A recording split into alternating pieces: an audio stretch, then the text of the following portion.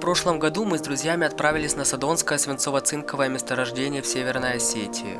Здесь, в живописных ущельях Кавказа, расположена группа древнейших рудников, где пару веков назад впервые был добыт первый свинец для оборонной промышленности Российской империи. Это была наша первая поездка на данный объект, которая носила исключительно разведочный характер. Сегодня вы увидите, что скрывает штольня Красная, которая некогда была главной транспортной артерией Садонского рудника.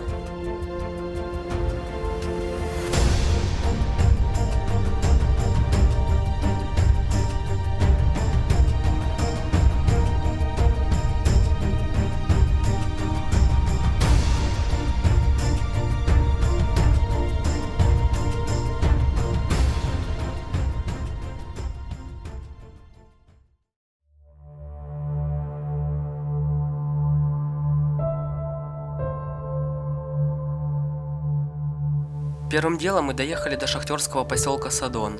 Главная штольня находилась в черте поселения, поэтому времени у нас было предостаточно. Немного отдохнув, было принято решение прогуляться по окрестностям и поискать заброшенное рудоуправление, а уже ближе к вечеру отправиться на штурм подземелий.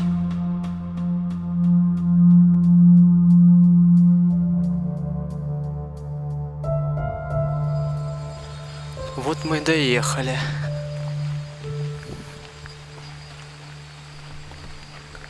Похоже на здание рудоуправления.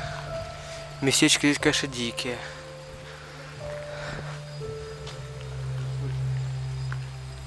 Источник прям минералки. Минералка прямо из-под земли. Рудоуправление было изрядно разрушено, однако в одном из помещений мы обнаружили планы подземных горных выработок. Правда, нашей красной штольни там не было. Здесь просто на какой-то вонючей помойке, на заброхе, валяются карты штольни. Разве это не круто?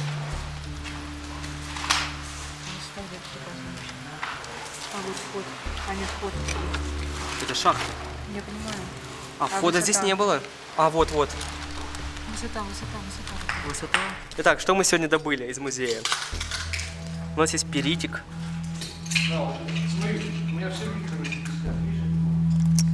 Что еще? Предположительно сфалерит. Вот он. Цинковая руда. И самый, наверное, шикарный космический галенит.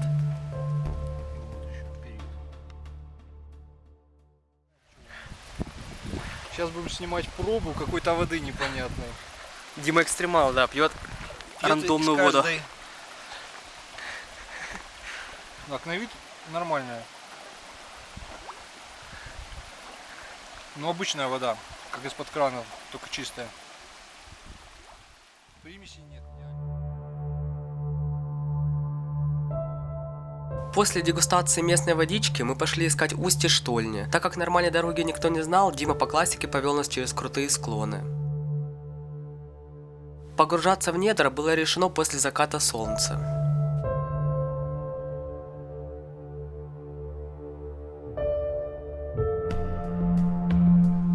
На часах 9 вечера. И мы сегодня не одни, а с нами звери. Я впервые надел гидрогондоны, потому что мне уже надоело тонуть в сапогах.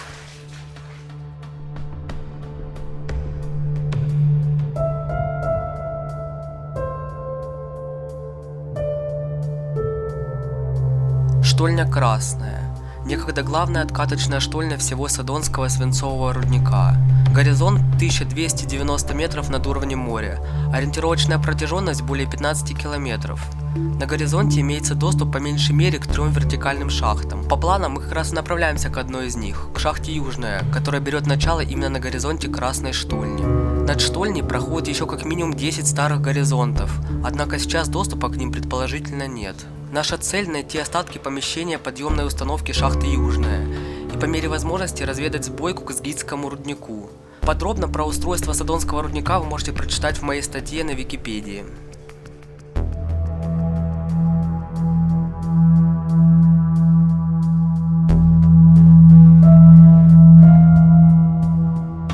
отличие от наших рудников, здесь, конечно же, не было радиации, но это вовсе не означало легкую прогулку. Внутри Содона было очень много грязи, запутанная система и, самое главное, здесь очень тяжело дышать.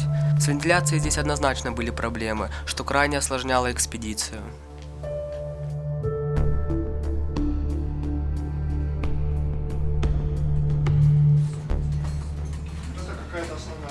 Это сбойка с красной, да? Биссы. Слушай, а там случайно не ствол уже? Там не ствол наш?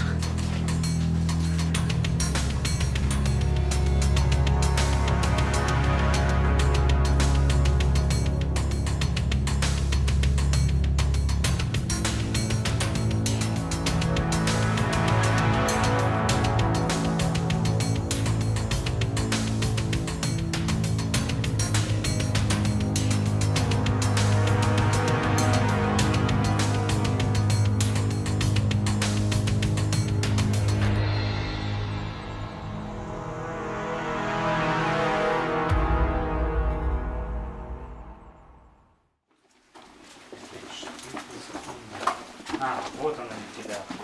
Нихуя не понял, но очень интересно. Блять, и что, мы вышли на улицу? Ну да, так и задумалось вообще. Как окажется позже, мы изобрели вентиляционную сбойку. Венштрек шел параллельно склону горы, и он еще сыграет с нами злую шутку. Чтобы не терять времени, я предложил продолжить поиски южного ствола.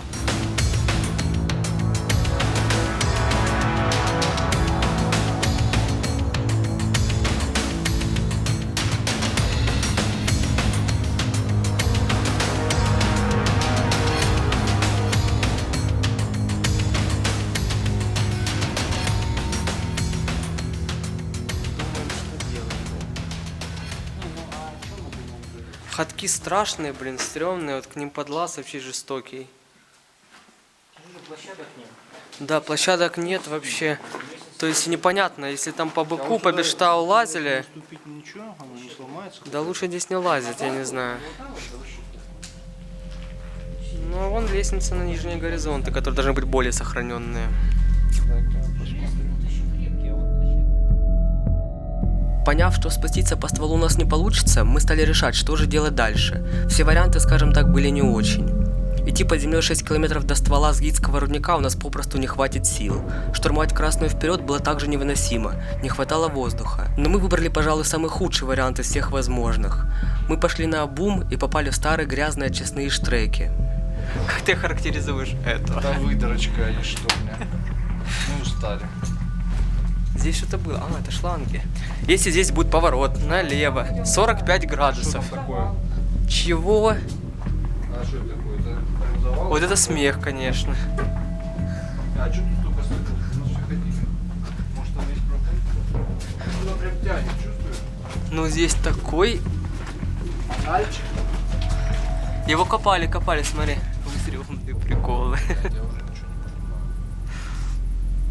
Где мы находимся? Какие планы? Не знаю, мы где-то сидим. Какие планы? Вылезли с какой-то штольни. Не знаем, что нам делать дальше. 2 километра впустую. 2 километра по грязи и воде.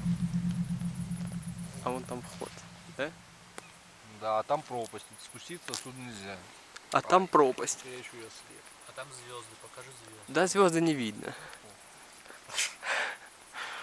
Как это Звезды называется? такие, в смысле похуй? Зрителям не похуй на нас.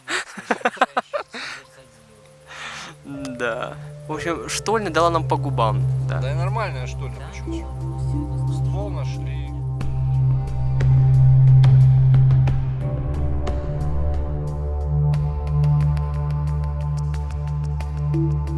Сил идти дальше уже не было, поэтому Лёша предложил вернуться назад и поискать уклон на горизонт ниже, в штольню Комсомольскую.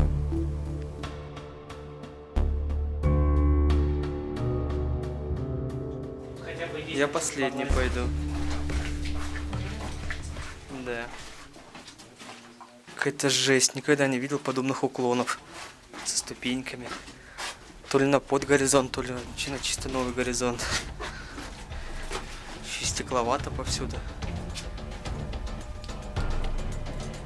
Места, конечно, знатные, да.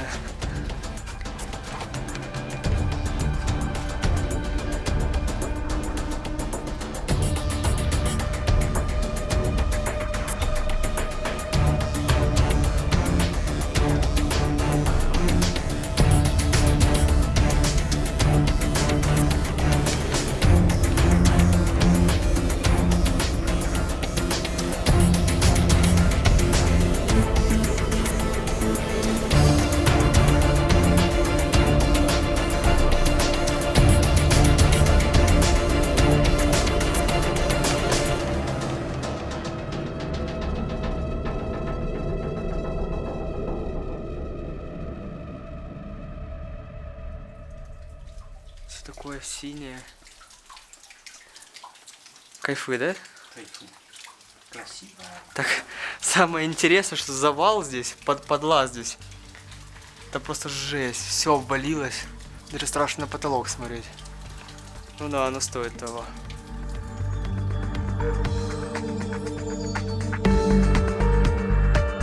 К сожалению, мы опоздали.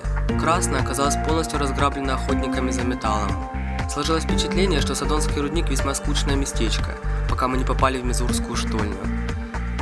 Теперь я с уверенностью могу сказать, что это лучший рудник на Северном Кавказе.